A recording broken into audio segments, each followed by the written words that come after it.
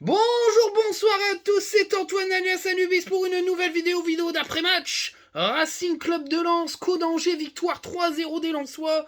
Un départ un petit peu, on a toussé et puis après on a déroulé. Victoire logique d'une équipe qui était supérieure à un Angers qui pue la Ligue 2, qui est extrêmement faible, extrêmement fébrile. Le score aurait peut-être été plus large, mais il y a eu aussi beaucoup de maîtrise de la part de nos Lensois. On va en parler. On va commencer déjà par le 11 de départ. Alors, petit aparté, le maillot du centenaire, je l'ai eu sur foot. Je sais plus le nom du site. Enfin bref, c'est un site de maillots vintage. Et je sais pas s'il y en a encore, mais il y en a plus beaucoup. Alors il n'y a pas le logo LG dessus, mais c'est pas grave. Je trouve qu'il est très beau comme ça. Franchement, il a la classe. Je le mettrai au prochain match à Lens avec un grand plaisir. On va commencer par le 11 de départ avec Brice Samba dans les buts, Néo International français, mérité, une sélection plus que méritée pour notre gardien qui a fait une superbe saison pour le moment et qui continue d'ailleurs à faire une superbe saison. Une défense à 4, Gradit Danso à gauche, Aïdara à droite, euh, Frankowski, milieu de terrain, Seko Fofana, Abdul Samed, un milieu de terrain à 3 avec Sotoka, Fujini, Thomasson et Openda reconduit en attaque après son superbe triplé légendaire, puisque c'est le triplé le plus rapide de la League One. Et cette compo est une compo qui me semblait logique par rapport au rendement de ce 4-2-3-1. Pour moi, je voyais pas comment Francaise pouvait retourner à 3, même si au final il y est retourné. On en parlera un petit peu dans le briefing. D'ailleurs, je vais commencer par Francaise. Je vais mettre la note de 8 au coach Lançois qui a fait un très bon match, qui je trouve a été un match de coach.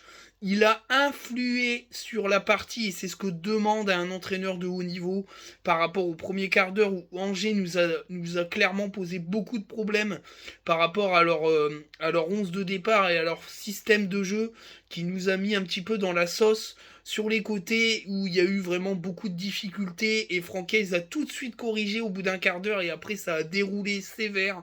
Franchement, coaching très très haut niveau. Francaise n'est pas dogmatique. Ne reste pas enfermé dans un schéma, réagit de suite, il attend pas la mi-temps, hop, quart d'heure terminé, on change, ça va pas, bim bam boum, 3-0. Bah voilà, ça mérite un très bon 8 pour Francaise. On va commencer donc par les notes. Bah, j'ai mis la note de 7 à Brice Samba qui fait un bon match. Il fait un bon match parce qu'il a déjà été décisif sur la premier quart d'heure où on est en difficulté. Il fait un arrêt étoile de mer. Clairement, c'est décisif parce que derrière, on rechange un peu la stratégie et on marque. Je pense qu'à 1-0 pour Angers, c'était pas le même match, même si, franchement, je vais être sincère avec vous. Même s'ils auraient marqué, j'étais pas inquiet. Pour moi, on les dépassait, on les aurait mangés sur les 75 minutes qui restaient. On était largement au-dessus des Angevins. Mais c'est vrai qu'à 1-0 pour les Angevins, ça changeait pas mal de choses. J'ai mis la note de 8 à Grady qui fait un très bon match, auteur d'une superbe passe décisive pour Openda. Ses perforations ont été de haut niveau. Sur la séquence qui amène le but, le deuxième but d'Openda, il fait une perceuse un peu différente parce que au lieu de progresser dans le camp, avec le ballon, il a progressé en perceuse sans le ballon, avec un relais Thomasson Fulgini de très très haut niveau. J'ai adoré son match à Grady, c'est clairement, je le répète, le meilleur défenseur qu'on ait eu depuis au moins 15 ans. Il est totalement sous-coté, mais ça va pas durer très longtemps. Maintenant, il a un certain âge, c'est vrai, mais il a largement le niveau pour jouer du top 3, top 4 de Ligue 1. Je pense que, voilà, comme pas mal de joueurs de l'effectif, ils vont être sollicités, nous, Lensois. J'ai mis la même note à Danso, très bon match de Danso, hyper solide, il a pris tous les ballons de la tête, il a une tête qui est assez dangereuse, malheureusement il a cadre pas, je l'ai trouvé très costaud dans les duels, bon en face c'est Angers, hein, mais clairement c'était très intéressant. J'ai mis la note de 7 à Frankowski qui fait un bon match. J'ai trouvé Frankowski assez à l'aise dans son rôle de défenseur latéral. Il a monté quelques fois avec quelques centres pas forcément bien senti, mais défensivement, il a été très peu mis en danger. On le rappelle, c'est Angers en face, mais ça reste quand même une équipe de Ligue 1. Voilà, la prestation est vraiment bonne. Euh, Faut continuer comme ça. Faut continuer clairement comme ça. Une fois qu'il est passé en piston, il a été un peu plus offensif, mais j'ai trouvé quand même qu'il était un peu resté sur sa réserve en termes d'offensive. Mais franchement, globalement, le match est bon. Un match moins bon, moins abouti, Saïdara, j'ai mis la note de 5, c'est moyen. Euh, il a été très en difficulté en poste d'arrière de latéral défensif. Et pour ça qu'on prend le bouillon pendant un quart d'heure sur son côté. Il est en retard sur tous les ballons. Une fois qu'il est repositionné en défenseur axial gauche, ça a été quand même beaucoup mieux. Mais au final, la prestation, elle est moyenne. Même si c'est le soldat, même si c'est le mec avec qui on a beaucoup de respect, que ça devient un ancien de la maison lançoise, son meilleur poste, c'est quand même axial gauche. Il n'y a rien à dire là-dessus. Même en arrière latéral, il n'est pas à l'aise sur un côté. En défenseur central axial gauche, il est quand même beaucoup plus intéressant. Il a perdu pas mal de ballons. Voilà, c'est une prestation moyenne. Maintenant, c'est pas non plus dramatique. J'ai mis la note de 8 à Seko Fofana, il fait un très bon match, il fait un joli but, ça va peut-être le lancer au niveau réalisme offensif, parce que je pense qu'il devrait en avoir 2 ou 3 de plus avec tous les poteaux qu'il a eu. Je l'ai trouvé très intéressant dans ses déplacements, dans ses choix de passe. J'ai trouvé qu'il avait fluidifié son jeu depuis quelques semaines, qu'il a été peut-être moins dans l'apport offensif de héros, comme j'ai pu le voir, parce que quand t'as Thomasson et Fulgini qui sont déjà là, mais t'as un rôle beaucoup moins centré sur toi et ça permet vraiment de le libérer. Meilleure note du match à Abdoul Samed, moi je l'ai trouvé excellent, il a été énorme sur ce match, on retrouve vraiment l'Abdoul Samed qu'on a perdu après la Coupe du Monde. Physique, technique, rapide, la passe décisive pour Seko Fofana, elle est superbe. Il a récupéré un nombre incalculable de ballons, il a gagné un nombre incalculable de duels. Excellent match de la part de notre ami Abdoul Samed. Au milieu du terrain, alors, au milieu du terrain, puis en piston gauche, j'ai piston gauche, ouais, hein, parce qu'il n'a pas permuté avec Frankowski, j'ai mis la note de 6 à Sotoka. Alors c'est correct, hein. Pourquoi je mets pas 7? Parce que je trouve que devant, bah, déjà il était un peu en difficulté, il a des prises de balles erratiques quand même, et puis quand il a basculé en piston, il a fait le boulot. Le match est correct pour un poste qui est pas le sien, il a fait ce qu'il avait à faire, il a une grosse débauche d'énergie.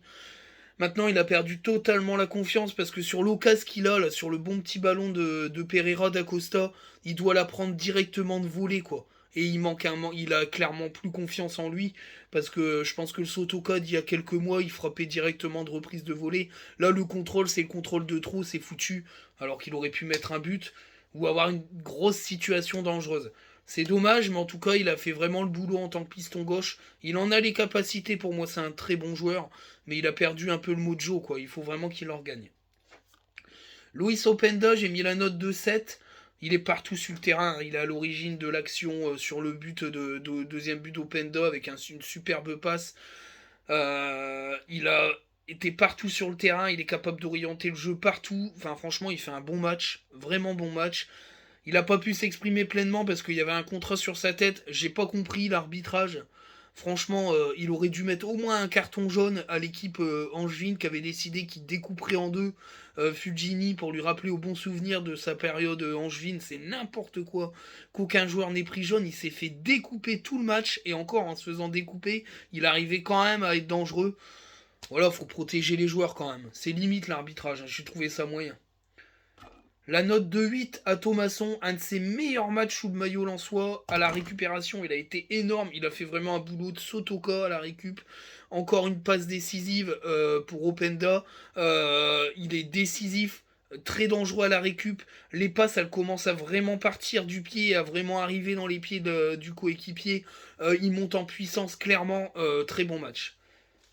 J'ai mis la note de 9 à Luis Openda. Excellent match de l'attaquant belge. Non pas parce qu'il marque un doublé, mais parce qu'encore une fois, dans ses appels, dans ses déplacements, dans ses prises de balles, dans ses prises de décision, tout a été très bon, voire excellent. Il met un superbe doublé. On se rend pas compte, hein. Il n'a pas marqué depuis le 11 janvier. Il marque 5 buts d'affilée. 5 buts d'affilée en sac face à face. Alors que son péché mignon, c'est clairement la finition. Il a eu 5 face à face avec le gardien, il a remporté ses 5 face à face. Je peux vous garantir que dans la tête des gardiens qui vont l'affronter, c'est pas anodin. Donc voilà, il est quand même à 14 buts, à 10 journées de la fin. On peut aisément penser qu'il peut tutoyer les 20 buts, c'est énorme, hein, en n'ayant pas marqué pendant 2 mois. Ça donne l'idée du très bon attaquant qu'il est. Il a eu une phase de moins bien, comme à peu près toute l'équipe. Ça a dû creuser dans sa tête, taper dans sa tête, mais il a clairement repris les choses en main. Et le match est excellent, non pas que dans la finition, ni dans les stats, mais dans son match global, il a été très intéressant. Les remplaçants, j'ai mis la note de 6 à Machado. Je trouve qu'il fait un match correct, il fait une rentrée correcte. Il a montré des choses défensivement, il a été intéressant. Euh, j'ai mis la note de 7 à Pereira da Costa. Je trouve qu'il fait une bonne entrée, Pereira da Costa. Il a fait presque une passe décisive pour Sotoka, hein, qui doit mieux finir. J'ai trouvé ses bribes de balles assez intéressantes. Maintenant, moi, je suis d'accord avec Francaise. Hein, alors, il a prolongé, c'est une super bonne nouvelle. Mais voilà, Francaise en attend de plus parce qu'il a prolongé peut-être, mais il est dans le groupe. C'est-à-dire qu'il est soumis à une concurrence de très haut niveau avec Fulgini et Thomasson, qui sont quand même des mecs qui ont de l'expérience et qui vont pas lâcher le bout comme ça. Ils sont titulaires depuis qu'ils sont arrivés. Ils lâchent pas l'affaire. Ils font des putains d'entraînements. Apparemment, en match, ils sont de plus en plus décisifs. Bah, il a plus que des miettes à prendre. Il faut qu'il les prenne bien. Et là, il a plutôt bien pris les miettes. J'ai mis la note de 5 à ACM, bah, je trouve l'entrée moyenne. Il a moins pesé que contre Clermont. J'ai trouvé les prises de balles un peu erratiques. C'était moins bon. C'était moins bon son entrée. Bon, après, il est en phase de reprise. Donc voilà, c'est pas, il a pas fait une mauvaise entrée, mais c'était pas non plus mirobolant. C'est moyen. J'ai mis la note de 6 à Rémi Labolascari qui fait une entrée correcte. J'ai trouvé qu'il avait quand même de sacrées prises de balles. On attend le déclic pour ce gamin-là. Hein. On attend le déclic. Moi, j'ai envie qu'il marque. Je suis sûr que s'il marque, ça va être un déclic. Maintenant, je pense que la Nationale 3 a besoin aussi d'un attaquant, même si Salomon Kessi a encore marqué avec la réserve face à Maubeuge. Hein. Ils ont mis une branlée à Maubeuge. Je pense que Buxa va pas aller en réserve. Je pense que Rémi Labolascari va sûrement retourner en réserve au retour de Buxa. À voir ce que va donner Buxa sur les premiers matchs. Je pense que Francaise va lui laisser des chances de jouer et de montrer des choses. Mais en tout cas, Labolascari ne démérite pas. Donc ses entrées sont correctes. Il reste Onana. Onana, je mets 6, mais. Ouais, je mets 6 parce que c'est pas comme ACM qui a eu des prises de balles un peu erratiques. Lui, ce qu'il a pas fait, il l'a bien fait. Tout le monde va dire que je dis tout le temps ça. Mais c'est correct, je peux pas te critiquer. Il a touché très peu de ballons. Les peu de ballons qu'il a touchés, il les a plutôt bien relayés.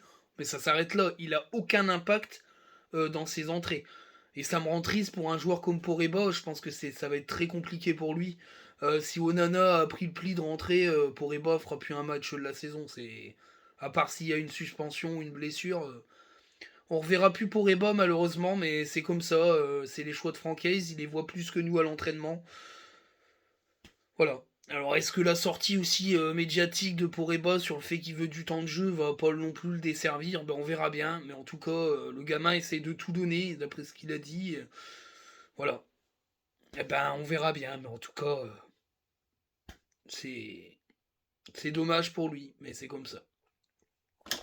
On va débriefer un petit peu le match. Ben, on commence le match complètement dominé par Angers, qui a une possession de balle de dingue. Plus de 60% de possession de balle. C'est complètement fou. C'est vrai que j'ai à un moment donné, j'ai halluciné, je me suis dit on n'est pas entré dans le match du tout, on n'est pas sorti des vestiaires, on avait peut-être déjà fait le match dans la tête avant qu'il se déroule, on va se faire niquer. Et puis en fait, je me suis rendu compte, et j'étais d'accord avec les commentaires, que Aïdara était très en retard. Et qu'on se faisait bouffer sur les côtés, et qu'on n'arrivait pas à ressortir le ballon comme on voulait, et qu'on était en retard sur le pressing et le contre-pressing. Et tout de suite, au bout de 15 minutes d'hyper domination angevine, parce qu'il faut quand même le dire, on était hyper dominé, s'il y avait même une forme d'incrédulité dans le stade, Francaise, il dit stop. Voilà. Il dit bon allez, Aïdara, tu vas à gauche. Sotoka, tu deviens piston gauche. Frankowski, tu bouges pas, tu passes en piston droit. Au bout de 5 minutes, on marque quoi. Voilà. Et puis derrière, on a déroulé complètement parce qu'en jouant dans ce 3-5-2, on se calquait sur un peu le 5-3-2 le 5-4-1 de 5-3-2 ou 5-4-1 d'Angers, et on a déroulé, on les a complètement dominés. Ils ont été dominés de la tête aux pieds. On finit la première mi-temps à 2-0. C'est mérité, clairement. Et puis le troisième qui cloue le spectacle, c'est Terminus. On a géré très fortement la deuxième mi-temps. Je trouve qu'il y avait aussi une envie de ne pas se blesser pour les sélectionner, de gérer un peu ce match. Après, on aurait pu en mettre plus. Est-ce que c'est le seul point noir? Mais bon, faut pas non plus être plus royaliste que le roi. 3-0, c'est très bien. Moi, je trouve que le score a été plutôt bien géré.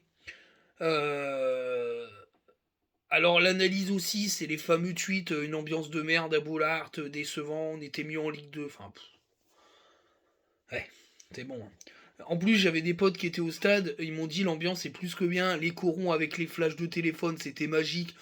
Il y a eu un moment où il y avait un flottement, bah ouais, parce que l'équipe jouait plus. Alors, c'est vrai, en fait, le problème des gamins qui parlent de la fameuse ambiance de Ligue 2, c'est que on peut pas comparer une période où il y avait rien sur le terrain et que les gens venaient au stade pour s'amuser et pas pour regarder du foot.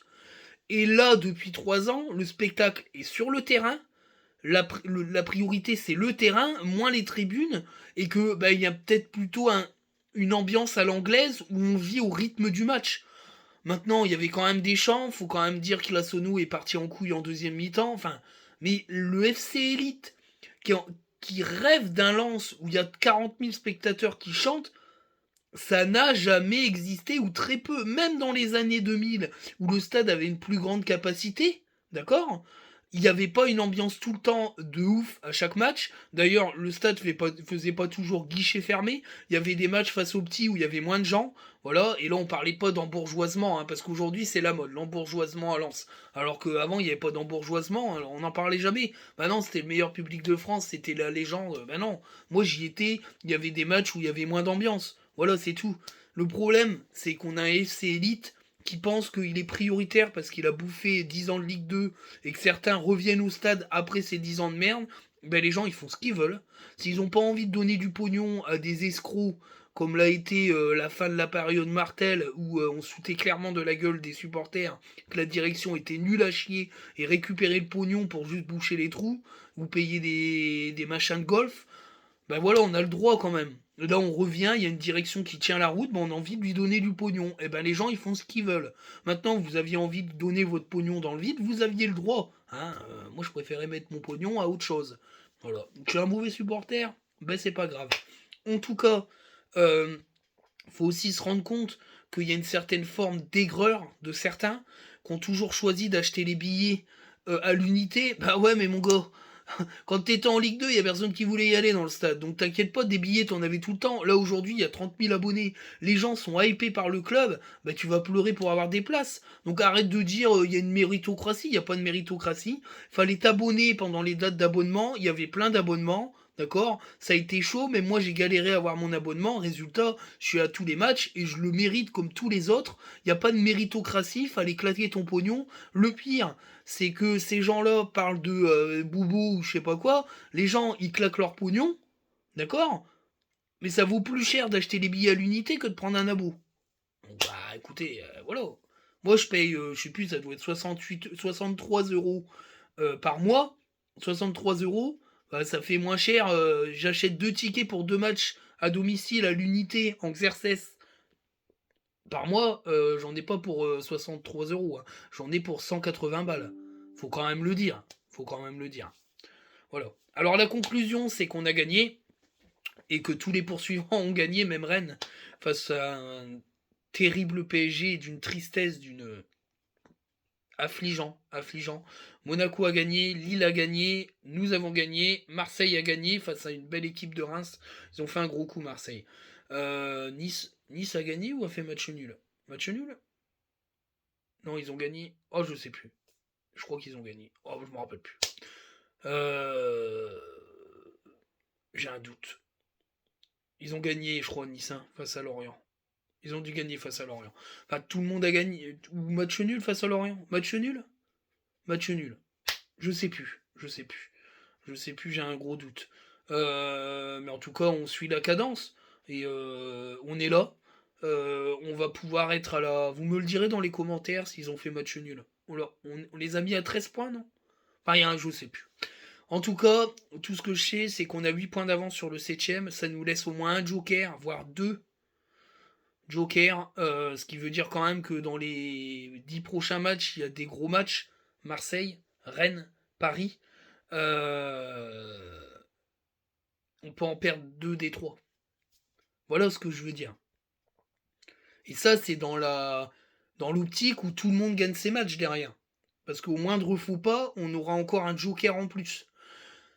Ça laisse quand même assez rêveur sur l'Europe. Maintenant, même la 5ème place, ça m'ira très bien. Parce qu'on n'était pas taillé pour aller plus haut que ça. D'ailleurs, on n'était pas taillé pour y aller non plus, à la 5ème place. Donc, faut s'en féliciter. La projection, c'est la fameuse trêve internationale où Brice Samba va fêter son accueil à Clairefontaine, où on va peut-être récupérer Cabo, Buxa et Saïd sur les 2 semaines, ou au moins les récupérer à l'entraînement collectif, faut espérer. Alors, peut-être Buxa, ça sera un peu juste pour Rennes, parce qu'il a l'air un peu plus en retard, parce que c'est un physique particulier. Buxa, on parle quand même d'un mec de 1m90, 2 mètres. Faut le temps qu'il physiquement il se remuscle de partout, hein, donc c'est un peu plus long. Cabo, ça suit vraiment son cours. Je pense que voilà, la trêve. Alors, Francaise prend pas de risque. Il n'y a pas de match amical pour les relancer. Je pense qu'il veut pas prendre trop de risques. Il préfère attendre 3 semaines d'entraînement, de reprise de rythme d'entraînement pour les faire jouer, plutôt que taper un match amical où il y a une claque, une blessure musculaire ou une couille comme ça. Euh, En tout cas, voilà, on récupérera sûrement peut-être Medina, hein, qu'on veut mettre au frais avant d'attaquer le sprint final. Euh, on va à Rennes, des Rennais qui ont été peut-être galvanisés par leur victoire à Paris, mais Paris était tellement affligeant et on n'en a rien à foutre en fait. Il faut penser qu'à nous. Je pense qu'on est capable de les tenir en respect là-bas chez eux. On a le jeu pour les contrer. Ils vont nous ouvrir des espaces. Le milieu de terrain est très dangereux. Bourigeau est très en forme. Karl Tobo et Cambi est capable de faire de sacrées différences. Mais voilà, il y aura des espaces et nous aussi dans les espaces on est très dangereux, surtout avec Luis Openda. Donc franchement, ça, il va y avoir match, ça va être un vrai match d'Européen pour moi, même si nous on joue pas l'Europe, mais c'est un vrai match d'Européen et ça va être très très chaud. Voilà. J'espère que la vidéo va vous plaire. Je vous dis à très bientôt. Le prochain match c'est dans 3 semaines. Il n'y aura pas de vidéo. Je fais pas d'analyse. Beaucoup me demandent en DM des analyses de l'équipe de France, mais franchement, j'ai pas le temps et puis j'ai pas trop envie. Beaucoup veulent que je fasse une vidéo mercato pendant les vacances, mais mercato c'est au mercato. Même si j'ai parlé d'un joueur qui s'appelle Thiago Almada et qui est toujours suivi par le Racing Club de Lens parce qu'il est revenu un petit peu dans les news parce qu'il fait un superbe coup franc. Euh, la seule chose que je peux dire, c'est que le club est extrêmement vigilant sur la MLS, qui considère comme un championnat ayant des joueurs de très bonne qualité et beaucoup moins onéreux qu'en Europe. Euh, J'en parle pas parce que je préfère parler de mercato en période de mercato et pas en plein championnat, parce que ça sert à rien. Mais l'affaire Gisolfi avec Endai Chimie a secoué beaucoup de choses. Et les retours que j'en ai par rapport à mes contacts, c'est clairement que le scouting a redoublé d'efforts et que et qu'on est sur une nouvelle génération de joueurs suivis, même si les plus anciens, comme Thiago Almada, hein, qui est suivi depuis quelques années, non, mais pas quelques années, depuis 3 ans, il a été suivi en même temps que Frankowski, en fait, pour être sincère. Alors il est très ami avec Medina, ça pourrait peut-être aider, mais bon, il vaut entre 12 et 16 millions d'euros, hein. Mais ça, cette histoire de valeur de joueur, ça sera beaucoup lié déjà à notre positionnement au classement et à ce qu'on va faire de certains cadres. Parce que si on arrive à aller à l'Europe, soit la Ligue Europa, soit la Ligue des Champions, parce que on va quand même pas dire que c'est pas possible, c'est tout à fait possible. Vu le classement, on est en capacité de pouvoir la jouer. Au moins la troisième place, la deuxième, ça serait miraculous. Mais bon, on affronte encore Marseille, donc il y a toujours moyen, hein. Il faudra sûrement que des cadres soient vendus pour pouvoir avoir une enveloppe mercato conséquente. Euh, le plus le plus attaqué, c'est Danso. Voilà. Les offres sont déjà sur la table du bord de Lensois depuis cet hiver. De toute façon, il y en avait déjà. Elles ont été refusées parce que jugées pas assez fortes, alors qu'elles étaient déjà costauds. On parle d'offres de 25 millions d'euros déjà, hein. Donc ça veut dire que Lens ne discuterait pas en dessous de 30 millions. Le joueur voulait finir la saison. Maintenant, je pense que ça sera un désattaqué avec Medina aussi. Seko Fofana, je pense que c'est un joueur que pas mal de clubs aimeraient voir. J'en parlais avec Yvan, qui est excellent dans l'expertise et l'analyse des choses. Pour moi, le seul truc de mercato que je vais dire, c'est que il pourrait y avoir entre 2 et 3 départs, et ça pourrait aller entre 40 et 75 millions d'euros de vente. C'est du jamais vu. Je veux dire, voilà, ce qui ressort de tout ce qui est scouting, ou les scouts, etc., les agents qui tournent autour un peu du club, c'est qu'au niveau des ventes, on sera dans du jamais vu au RC Lens. Et, et cette manne financière, et vu la qualité de la cellule de recrutement, alors ça sera une cellule de recrutement post-J-Solfi, mais Grégory Thiel est très attendu au tournant et a beaucoup participé comment dire, à tout ce qui est détection, voilà. Toute la partie scouting, c'était vraiment lui dans la détection, l'analyse data des joueurs ciblés, etc. Il y a moyen qu'avec une énorme enveloppe, le club fasse des dingueries. Voilà. Des dingueries, mais attention, pas des dingueries de stars, des dingueries en termes de qualité de joueurs. C'est-à-dire qu'ils pourront pousser le curseur plus haut au niveau thune et aller chercher des joueurs qui sont dans leur top de liste, qui n'auraient peut-être pas été cherchés l'année dernière. Et c'est pour ça qu'ils n'ont pas été les chercher. Et j'ai un petit coup de cœur dans un des joueurs dont on m'a parlé. Alors Thiago Almada, j'aime beaucoup, hein, c'est un joueur très bon, qui a jamais joué en Europe, hein, qui est beaucoup demandé, donc on verra bien, mais la concurrence anglaise nous dépasse, hein, mais elle dépasse n'importe quelle autre équipe d'Europe. Il y a un autre joueur dont j'ai déjà parlé, et le nom revient, parce qu'il est toujours suivi, ça serait une dinguerie de le faire. Je pense que ça serait un coup de projecteur monstrueux sur le Racing Club de Lens, sur la scène européenne. Et c'est vrai que s'il y avait Ligue des Champions et promesse d'une titularisation, il serait pas con de venir. Voilà, clairement. Sur ce, j'en dis pas plus. Euh, les vidéos mercato, c'est à l'été, les amis. On en parlera plus tard. Sur ce, je vous souhaite tous une bonne journée, une bonne soirée. Vive Lens, vive le football. Place à l'équipe de France. Et puis, on espère tous un final de folie. Ciao à tous.